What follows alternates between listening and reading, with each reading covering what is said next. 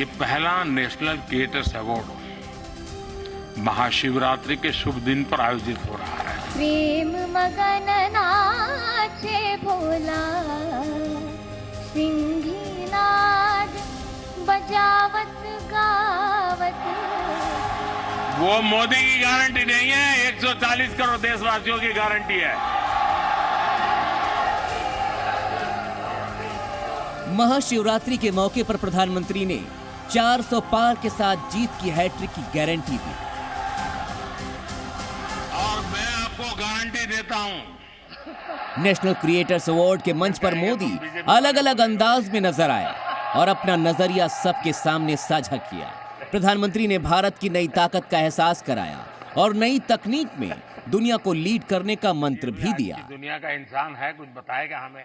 और मैं मानता हूं दुनिया देख रही है कि भारत एआई में क्या काम करेगा, क्योंकि भारत लीड करेगा। मान के चलिए दोस्तों, क्योंकि मैं आपके भरोसे बोल रहा हूं, ये अहमदाबादी होगा। अलग अलग सेक्टर में सोशल मीडिया के जरिए लोगों को प्रभावित करने वाले क्रिएटर्स को अवार्ड देकर प्रधानमंत्री मोदी ने सियासी लिहाज से भी बड़ा संकेत दिया है। साथ ही अपने जीवन से जुड़ी उन्होंने कई कहानियां भी सुनाई। पीएम मोदी ने सबसे पहले अपनी सफलता के बारे में पूछे जाने वाले सवालों का जवाब दिया, जिसे सुनकर भारत मंडपम तालियों से गूंज उठा। कुछ लोग मुझे कभी कभी पूछते हैं कि आपकी सफलता का रहस्य क्या है, ऐसा मुझे पूछते हैं। मैं हर एक को जवाब नहीं देता हूं।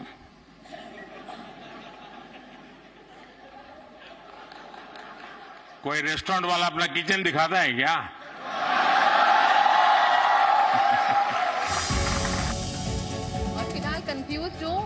समय से पहले समय भांपने वाली कहानी के बाद प्रधानमंत्री मोदी ने 2014 में शुरू किए गए स्वच्छ भारत अभियान से जुड़ी कहानी भी सुनाई। साथ ही क्रिएटर्स को इस दिशा में आगे भी काम करते रहने का सुझाव दिया। Thank you. कहीं पर भी कोई सफाई की अच्छी चीज आती है, अब जैसे मैंने अभी एक रील देखा, कोई टाइगर पानी पीने जा रहा है और उसमें प्लास्टिक के बोतल देखता है, तो टाइगर मुंह से प्लास्टिक का बोतल उठाता है और कहीं पर जगह पे छोड़ने के लिए चला जा रहा है। अब इसका मतलब मोदी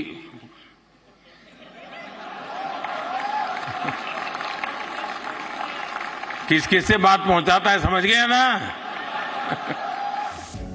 पीएम मोदी ने ट्रेन में सीट पाने के लिए अपनी अनूठी तरकीब के बारे में भी आज सबको बताया। इसके लिए प्रधानमंत्री ने अपने बचपन का अनुभव साझा किया। मैं अपना बचपन का एक अनुभव बता दूं। मैं ट्रैवलिंग करता था बहुत, और कभी आरक्षण रिजर्वेशन तो कोई सोचना ही नहीं था। भीड़ बहुत होती थी अनरिजर्व डिब्बे में। तो मैं क्या करता था, देखता था कि हाँ थोड़ा मौका है, तो मैं किसी का हाथ पकड़ के शुरू करता देखना। तुरंत लोग मेरे लिए सीट की व्यवस्था करते थे।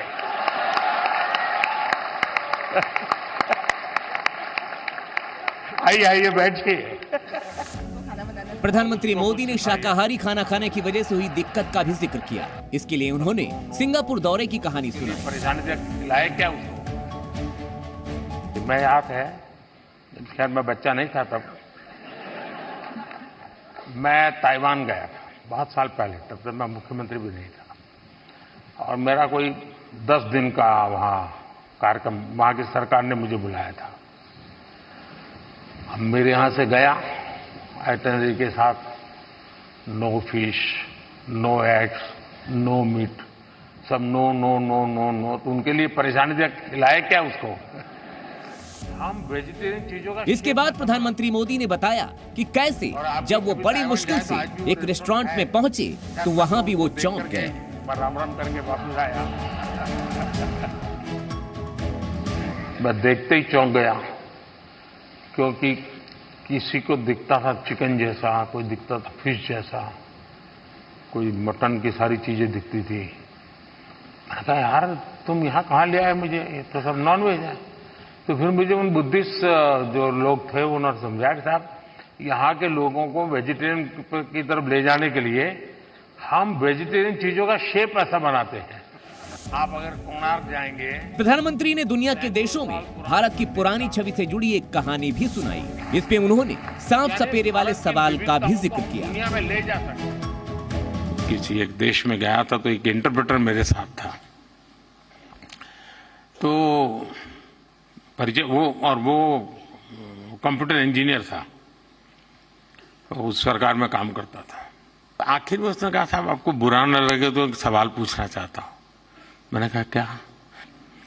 उसने कहा, साहब क्या अभी भी आपके देश में सांप सपेरे जादू टोना यही होता है क्या? ये मुझे पूछा गया सवाल था जी। मुझे मेरे देश प्रधानमंत्री ने अपनी इस कहानी में ये भी बताया कि कैसे उन्होंने सवाल का जवाब भारत के सामर्थ्य का एहसास कराते हुए दिया। ये इवेंट इसके लिए हमारे लोग तो उस जमाने में तो बड़े ताकतवर थे,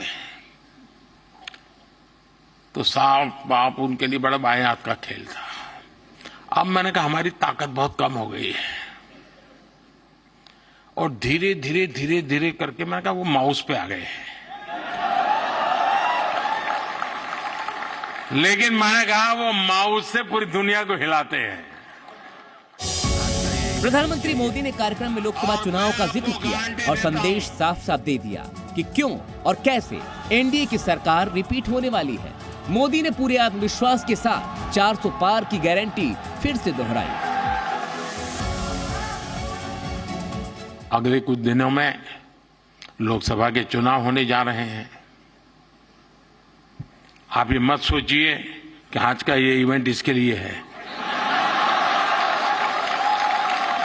क्योंकि मुझे भरोसा है मुझसे। पीएम ने सोशल मीडिया इन्फ्लुएंसर्स को अवार्ड देकर उनका हौसला तो बढ़ाया ही, साथ ही इस कार्यक्रम के जरिए करोड़ों लोगों तक अपना संदेश भी पहुंचा दिया। गारंटी नहीं है, 140 करोड़ देशवासियों की गारंटी है। मोदी का लक्ष्य लगातार तीसरी बार केंद्र में एनडीए की सरकार बनाना है और इसके लिए रणनीति भी उसी हिसाब से बनाई जा रही है। ऐसे में कहा जा सकता है कि लोगों से जुड़ने के लिए पीएम मोदी हर वो तरकीब लगा रहे हैं जिससे चुनाव में जीत की गारंटी मिल सकती है। ब्यूरो रिपोर्ट, जी मीडिया। तो प्रधानमंत्री मोदी ने नेशनल क्रिएटर्स अवार्ड में सिर्फ कहानियां नहीं सुनाई, बल्कि उन्होंने एक नई कहानी लिखने का रास्ता भी साफ किया। आज पीएम ने जिन लोगों को अवार्ड दिया उनके साथ सोशल मीडिया पर लाखों लोग जुड़े हुए हैं, इसलिए पीएम का उनके साथ संवाद राजनीतिक लिहाज से भी काफी अहम है। पहले आपको अवार्ड पाने वाले कुछ क्रिएटर्स की फैन फॉलोइंग के बारे में बताते हैं। तो मैथिली ठाकुर हैं, लोक गायिका हैं और YouTube पर इनके 44 लाख से ज्यादा फॉलोअर्स हैं, जबकि Facebook पर 1 करोड़ 44 लाख और Instagram पर 45 लाख से ज्यादा लोग मैथिली को फॉलो करते हैं। पीएम ने आज कथावाचक जया किशोरी को भी अवार्ड दिया। जया किशोरी के YouTube पर 32 लाख, Facebook पर 89 लाख और Instagram पर 1 करोड़ से ज्यादा फॉलोअर्स हैं।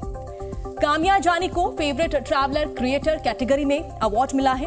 उन्हें YouTube पर करीब 30 लाख लोग फॉलो करते हैं, जबकि Facebook पर यह संख्या 11 लाख है। अंकित बयानपुरिया एक यूट्यूबर है, उन्हें best health and fitness creator award से नवाजा गया है। बयानपुरिया के YouTube चैनल पर देखिए 38 लाख फॉलोअर्स हैं, जबकि Instagram पर यह आंकड़ा 8 लाख का है।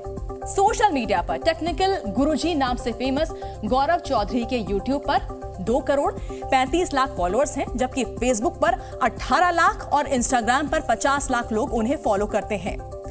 मशहूर पॉडकास्ट रणबीर इलाहाबादिया को भी प्रधानमंत्री ने आज सम्मानित किया। इलाहाबादिया की YouTube पर 73 लाख फॉलोअर्स हैं और Facebook पर 1 लाख से ज्यादा, जबकि Instagram पर उन्हें 32 लाख लोग फॉलो करते हैं। रेडियो जॉकी रौनक को भी नेशनल क्रिएटर्स अवार्ड में सम्मानित किया गया। आरजे रौनक के YouTube चैनल पर 28 लाख से ज्यादा फॉलोअर्स हैं। Facebook पर यह संख्या 32 लाख से ज्यादा है और Instagram पर 9 लाख से ज्यादा है।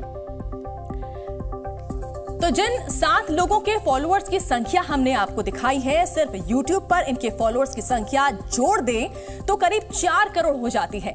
आज कुल 23 लोगों को अवार्ड दिए गए और इन सब के फॉलोअर्स की जो संख्या जोड़ी जाए तो आंकड़ा लगभग 10 करोड़ तक पहुंचता है।